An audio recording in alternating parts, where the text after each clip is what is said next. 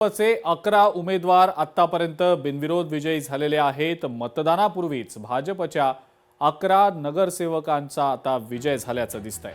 कल्याण, डोंबिवली, धुळे, पनवेल आणि भिवंडीमध्ये भाजपचा विजय झालाय। कोणकोणत्या पालिकांमध्ये भाजपचे हे उमेदवार बिनविरोध निवडून आलेत आपण पाहूया। कल्याण डोंबिवलीमध्ये प्रभाग क्रमांक 18 मध्ये रेखा चौधरी बिनविरोध निवडून आलेल्या आहेत। कल्याण डोंबिवलीमध्येच प्रभाग क्रमांक 26 क मध्ये आसावरी नवरे या बिनविरोध निवडल्या गेलेल्या आहेत। तर प्रभाग क्रमांक 26 ब मध्ये रंजना पेणकर या बिनविरोध निवडून आलेल्या आहेत। प्रभाग क्रमांक 27 अ मध्ये मंदा पाटील बिनविरोध निवडून आलेल्या आहेत। तर प्रभाग क्रमांक 24 ब मध्ये ज्योती पाटील याही बिनविरोध निवडून आलेल्या आहेत। तर तिकडे धुळ्यामध्ये प्रभाग क्रमांक 17 मध्ये सुरेखा उगले यांचा बिनविरोध विजय झालाय। प्रभाग क्रमांक 1 मध्ये उज्ज्वला भोसले याही बिनविरोध निवडून आलेल्या आहेत। याशिवाय ज्योत्स्ना पाटील आणि उज्ज्वला बेंडाळे या दोन उमेदवारांचा सुद्धा बिनविरोध विजय झालाय। तर भिवंडी पालिकेमध्ये माजी खासदार कपिल पाटील यांचे पुतणे सुमित पाटील हे सुद्धा बिनविरोध विजयी झाले। तर तिकडे पनवेलमध्ये प्रभाग क्रमांक 18 मध्ये नितीन पाटील यांचा सुद्धा बिनविरोध विजय झालाय।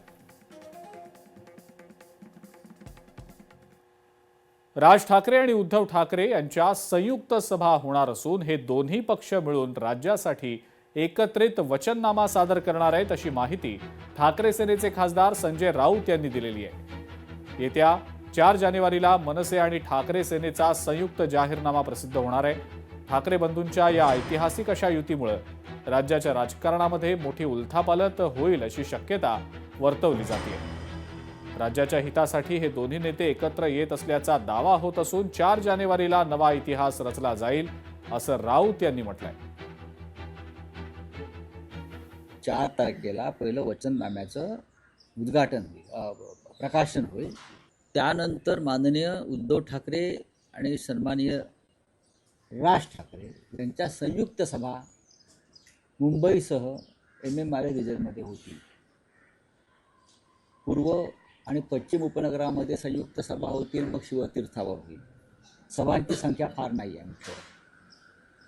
त्यानंतर मीरा भाईंदरला एक सभा होईल, ठाण्यामध्ये सभा, कल्याण आणि डोंबिवली अशा 2 सभा होतील आणि नाशिकला सभा होईल, संयुक्त सभा होईल। त्यानंतर उद्धव ठाकरे संभाजीनगरला जाणार आहेत, त्यांची सभा होईल। तर 4 जानेवारीला मनसे आणि ठाकरे सेनेचा जाहीरनामा हा जाहीर केला जाणार आहे, प्रकाशित केला जाणार आहे। त्यानंतर राज ठाकरे आणि उद्धव ठाकरेंची संयुक्त सभा देखील होणार आहे। आणि यानंतरची आणखीन एक महत्त्वाची मोठी ब्रेकिंग न्यूज ती म्हणजे उद्धव ठाकरे आणि राज ठाकरे यांच्या बैठकीला 4.5 तास उलटून गेलेत आणि या वेळेमध्ये वचननामा, सभा, रॅली आणि निवडणूक प्रचार गाण्याबाबत दोन्ही नेत्यांमध्ये चर्चा झाल्याची माहिती मिळतेय।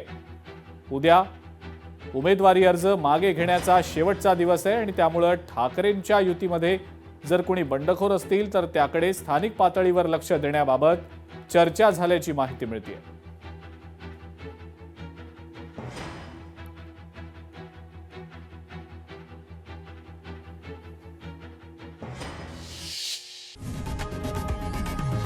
लोकशाही मराठी ऐका, पहा, जागरूक रहा।